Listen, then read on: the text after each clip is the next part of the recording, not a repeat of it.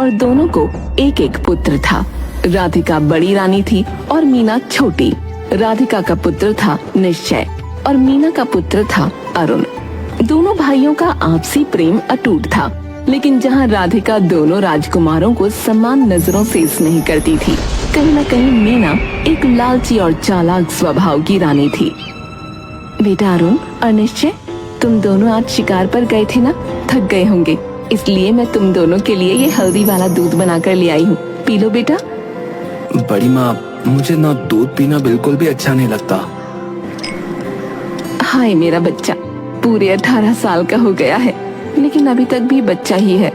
जल्दी से नाक बंद करके दूध पी। देख निश्चय भाई कितने आराम से दूध पी रहे हैं। दूध पीने से ऊर्जा आती है, साथ ही मस्तिष्क भी बलवान होता है।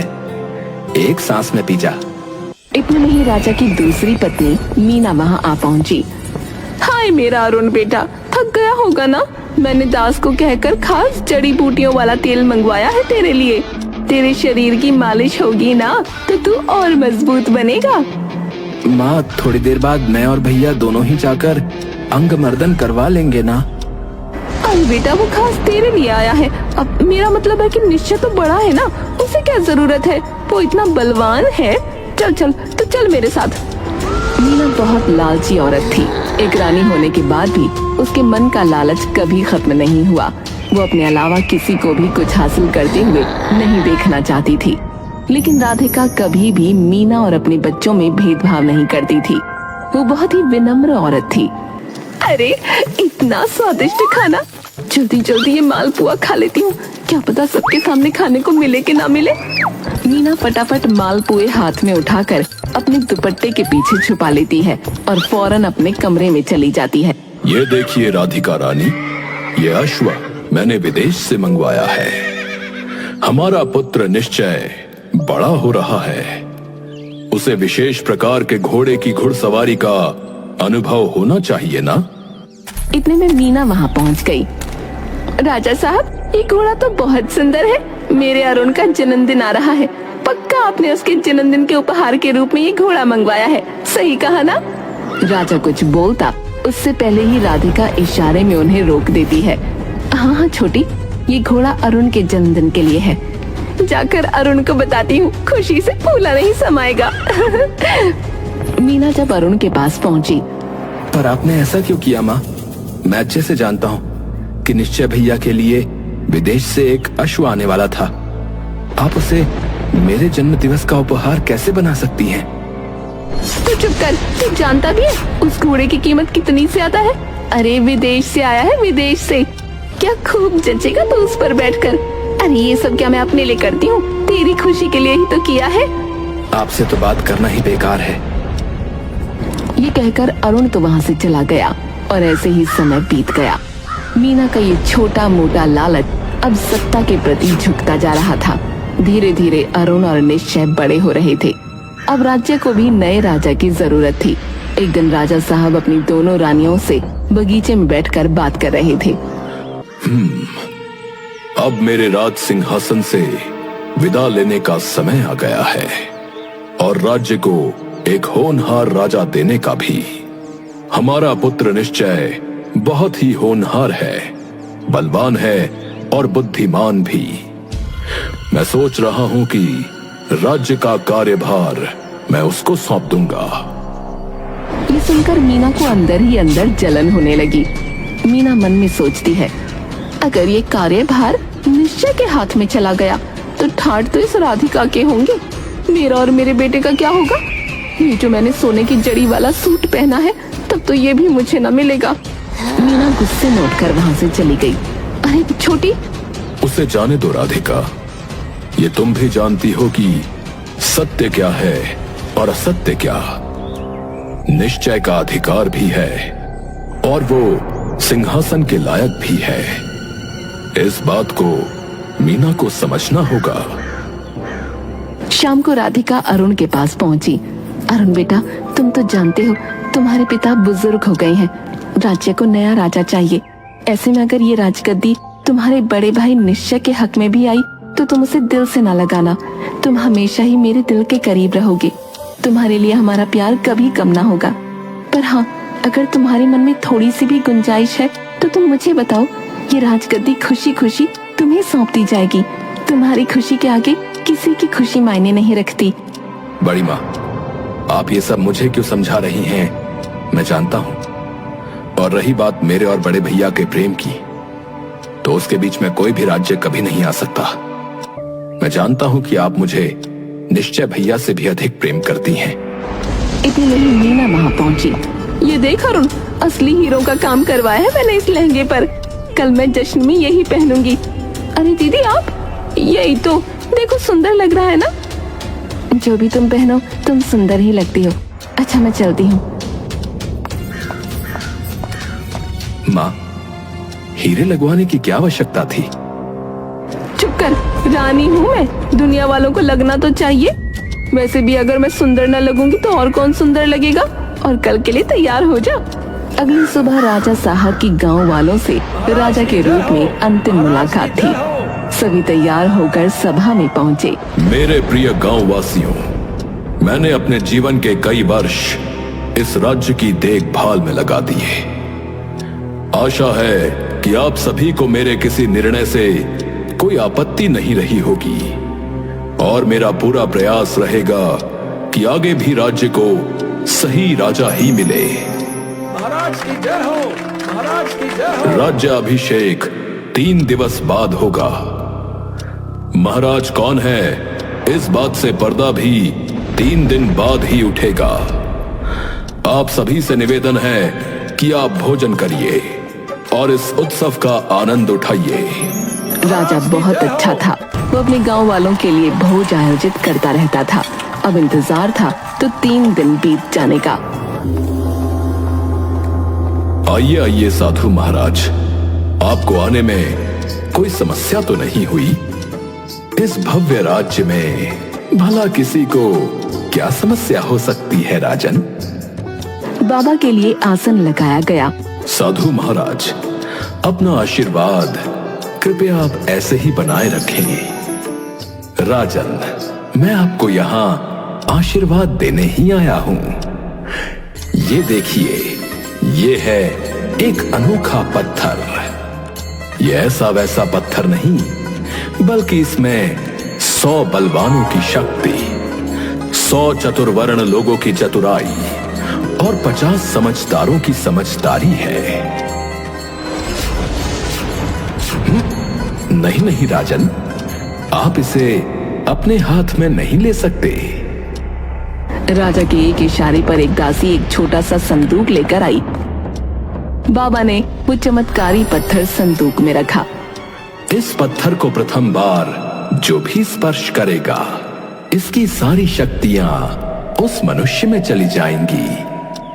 अगर वो मनुष्य अपनी शक्तियों को त्यागना चाहे तो उसकी इच्छा अनुसार वो शक्तियां पुनः इस पत्थर में समाहित हो जाएंगी। यह अद्भुत वस्तु मैं तुम्हें प्रदान करता हूं। आशा है तुम इसका सही प्रयोग करोगे। सभी ने बाबा के चरणों को स्पर्श किया और कुछ ही समय बाद बाबा भी महल से रवाना हो गए। महारानी राधिका, कृपया इस पत्थर को आप संभाल कर रख दें। कि इतने में ही वो संदूक राधिका के हाथ से मीना ने छीन लिया। अरे दीदी, आपको तो बहुत काम होंगे ना, लाइए ये मैं संभाल के रख दूंगी। मीना वो पत्थर लेकर फौरन अपने कमरे में गई। रात को जब सब सो चुके थे तब मीना ने वो संदूक खोला। संदूक खोलते ही वो पत्थर चमचमाने लगा, जिसके तेज से अरुण की आंख खुली। माँ, ये तो वही पत्थर है ना जो आज वो साधु बाबा देकर गए थे, पर आप इसके साथ क्या कर रही हैं? मीना फौरन वो पत्थर अरुण के हाथ में रख देती है। अरुण के पूरे शरीर में थोड़ी कंपकपाहट होने लगी और वो अब खुद को बहुत शक्तिशाली महसूस करने लगा। माँ, आपने ये क्या किया? तो अपना मुंह बंद रख ले बेटा, ये सब मैं तेरी भलाई के लिए कर रही हूँ। आखिर ये शान और शौकत चकाचौंध तुझे प्यारी है कि नहीं? अब तू ही राजा बनेगा मेरा बेटा। हाय, मेरा बेटा कितना शक्तिशाली लग रहा है। अगली सुबह होते ही सभा में निश्चय की चतुराई की परीक्षा शुरू हुई, पर उससे पहले राजा ने वो पत्थर मंगवाया। महारानी मीना, कृपया वो पत्थर लेकर आए। पुत्र निश्चय, इस पत्थर को पूरी श्रद्धा के साथ हाथ लगाओ। निश्चय वैसा ही करता है, लेकिन उससे कोई प्रभाव नहीं पड़ा। लगता है पत्थर ने अपना कार्य कर दिया। विद्वान जी, कृपया अब आप अपना कार्य प्रारंभ कीजिए। हाँ तो राजकुमार निश्चय, कृपया बताइए कि मेरे पास नगर है परंतु घर नहीं, जंगल है परंतु पेड़ नहीं, नदी है परंतु मछली नहीं। निश्चय के जवाब देने से पहले ही अरुण बोला, इसका जवाब है मानचित्र। हाँ, अति उत्तम, अति उत्तम छोटे राजकुमार, अति उत्तम। अब मेरा दूसरा प्रश्न। एक थाल मोतियों से भरा हुआ, सबके सर पर उल्टा रखा हुआ, चारों ओर फिरे वो थाल, परंतु मोती उसमें से एक ना गिरे, आसमान और तारे। बहुत खूब मेरे भाई, इसका उत्तर तो मैं भी नहीं जानता था। और ऐसे ही धीरे धीरे अरुण ने सारे सवालों के जवाब दे दिए। कुछ देर बाद तीरंदाजी का मुकाबला शुरू हुआ और वो भी एक एक करके अरुण ने सारे निशानों को भेद दिया और ऐसे ही एक एक करके वो हर प्रतियोगिता में जीतता गया। अति उत्तम पुत्र अरुण, अति उत्तम। लेकिन सिर्फ इससे बात न बनेगी राजा जी, पूरे राज्य के सामने ये साबित हो गया है कि मेरा बेटा अरुण राजा बनने के काबिल है और उसमें सारे गुण हैं। और ये निश्चय तो बैठा बैठा देखता ही रह गया, एक भी सवाल का जवाब न दिया गया इससे। एक ही हाथ में एक सख्त नारियल तोड़ा है मेरे बेटे अरुण ने, और दूसरी तरफ उस नारियल को तोड़ने के लिए निश्चय ने 3 बार प्रयास किया। गांव वालों के सामने ये साबित हो गया है कि राजा के पद के लिए कौन अधिकारी है। परंतु महारानी मीना, निश्चय बड़ा है। आप तो इंसाफ के देवता है ना, कीजिए इंसाफ। दूध का दूध और पानी का पानी आपकी नजरों के सामने हो चुका है। मेरा बेटा राजा बनने के काबिल है, लेकिन आप ये दुनिया वालों से छुपाना चाहते हैं।